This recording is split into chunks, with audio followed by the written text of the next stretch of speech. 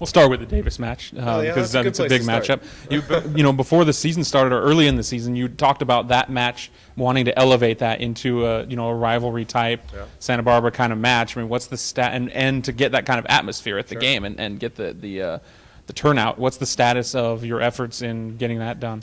I think we're making every effort to reach the student body. Obviously, that's our most immediate audience, being it is a Wednesday night. We obviously are cognizant of the fact that the community has, their own various activities with their own children, and obviously people work on a Thursday. So I think we've done a really good job targeting the student body.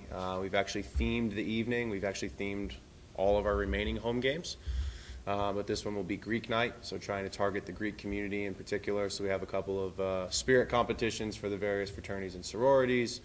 I think we've done a nice job reaching out to them in various different ways via social media, actually going to their organizational meetings and meeting with them in person. And then our interns have done a fantastic job actually going out to their chapter houses at their chapter meetings on their various nights of Saturdays, Sundays, whatever nights they meet, and speaking to them. So we'll be excited to see what the crowd looks like tomorrow. And then obviously our Manglers, they're very well aware of the importance of the game. And then you talk about the game itself, sole possession of first place in the North. So that's a little bit of the main storyline, obviously, but the underlying storyline is, like you said, trying to get that attendance up and make it a challenging atmosphere. I think that's the key. Yeah, you guys have been dealing with some injuries in the back line, it seems like, and weathering through that, quite nicely, it seems like. I mean, is that going to be a bigger challenge this week? Do you get any relief on some of those guys that are missing? Well, I think the challenge is to keep the guys confident in the players that are going to be playing in the game.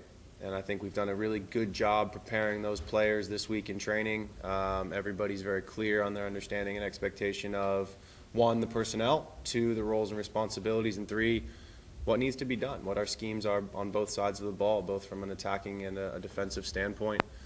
This will be the 3rd game in a row without both of our starting center backs, but that doesn't mean that we don't have some very capable guys that will be available. And we went on the road last week at Sac State to open the North and won the game 3-1.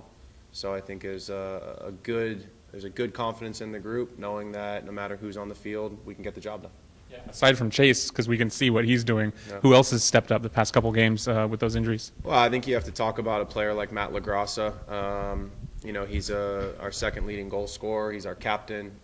He is a player that, is a naturally attacking central midfield player, but is such a good overall soccer player that he's able to fill in that center back role, and he's done a very nice job.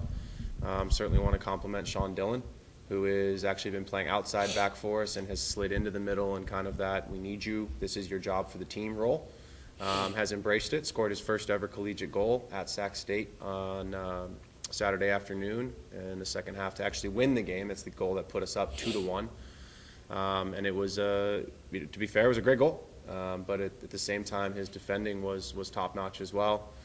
And then you talk about some of our guys that are, our regulars in the midfield. Obviously Chase, but I think Kip Colvey in the back has done a great job for us, and Steve Palacios, our lone senior. Those are 2 guys that we rely on for heavy work and obviously long minutes, and they put it in each and every day. So I think that's the group right now.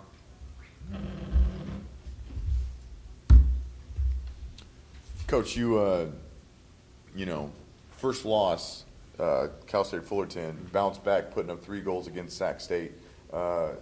Just kind of the mentality of the team to bounce back so strong. Yeah, I think it's, you look at the Fullerton game and you say, personnel-wise, you can make any claims that you want about who was or wasn't there. But the reality is that we created enough and ultimately scored 2 great goals to bring it back. As I said last week, sometimes college soccer is a little bit cruel, to lose the way we did at Fullerton on a long throw. It certainly doesn't represent the way that we played the game. And if you look at the film and you even look back on that game, you realize that we played pretty good soccer, and I'm pretty pleased with the way that we played, particularly in the second half. We reestablished our identity as a possession-oriented team playing attractive soccer, and I think that's the most important piece going into the Sac State game, where we played great soccer. And I feel very good about the way we played. More importantly, I feel really good about the game plan that we put forth being executed by our players and ultimately resulting in, a 3-1 victory. We said all along, where the goals would come from, what parts of the field we felt we would be able to create those mismatches against their outside backs, and that's ultimately exactly what happened.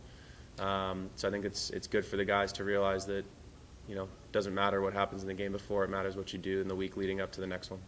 Coach, is that still just kind of the game plan with UC Davis, just kind of time and possession?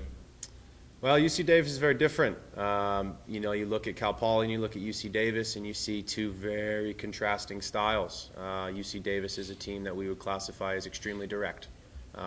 They are not a team that really wants to play through their midfield. They want to skip the midfield and go right over the top. They're probably the second most athletic team in the league behind UC Riverside. And to be fair, they're very good at what they do. There's no secrets about what they do. They're not trying to disguise anything. And so that's something that we've actually had to prepare for all week is the ability of their athletic players up front to win those knockdowns and to, obviously we need to play our way. But it's not going to be a soccer game by both teams, and that's something that you have to prepare for each and every week. I'm sorry, you said it's not going to be a soccer game by both teams? It will not be a soccer game by both teams. We will play our way, and we will play soccer, and Davis, being as direct as they are, they won't play through their midfield. So I think we're going to ask a lot of different roles from our midfielders defensively than we normally would. But like I said, they're very direct. They'll play a lot of balls over the top and a lot of balls into the channels, which I don't know that I would consider that the most attractive soccer. Coach, this is kind of a strange part of the season that you're playing three teams twice. Yeah. Last 6 games. Yeah. Is that more challenging when you know you're going to see them, each one of them twice? I don't know if it's more challenging. I just think your approach is different.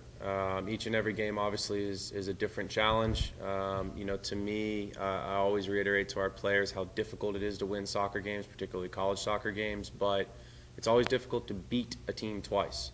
So to go down to Riverside and to win that game in the fashion that we did 1-0, to kind of say, that one's behind us, we're done with it.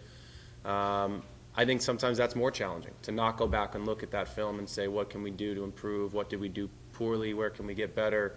Because you're probably not going to see them again until the conference tournament, and you may not see them at all. Whereas, Sac State, Santa Barbara, and Davis, you're going to see them for sure twice, and you still might see them a third time in the conference tournament. So, I think for our group, the challenge is to be prepared for tomorrow night, not worry about what's ahead of us, because we never want to worry about what's ahead of us and forget about what's in front of us. But it's a different preparation, knowing that the teams that you play against will have the opportunity to relook at the film the same as you will, and say, all right, if you're Sac State, we lost the game 3-1. Where can we get better? What can we do differently going into Spano Stadium on the 29th of October? The same as we'll do for Davis tomorrow night, knowing that we have to go up there November 5th with a different size field, a different environment, and we worry about that game the week leading up to it. Different size field? A little bit wider. A little bit wider field. Just a different setup for their stands and their stadiums. A little bit more width, which affects how a lot of teams will play.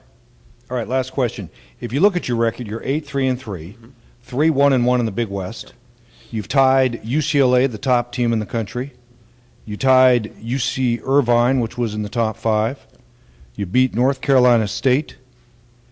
I mean, how would you rank your performance as an interim coach so far? I think the boys obviously are doing a very good job preparing, and I think that's the most important thing that we've stressed since preseason is our preparation begins in training, and our training ultimately prepares us for the match. That match is a test of our preparation. That's something that I think we've made very clear to them in training. We've made it clear to them in film. We've made it clear to them in really every facet of every possibility of leading up to each match. I think our guys right now are executing very well. I think the one thing that's really pleasing is that we're hurt and we're doing well. To get some guys back, some guys that have played some big minutes for us going into the conference, I think gives us a ton of confidence going forward. I think the biggest thing for our group right now, and the thing that I judge the most, is consistency. I'm not concerned with results in the sense that we lost to a Fullerton team that we played better than, and we lost the game. You can't look at it that way. You have to look at how you played and say, did we get better today? The answer in that game was yes, and we lost. Did we get better in games that we've won? I don't know. You have to look at the film, and if we can put together consistent performances, this team's going to have a chance to win games at the most crucial time when they do hand out the trophies in November. And I think that's when we'll judge ourselves throughout the life of the season. All right. Thank you, Coach. Thanks.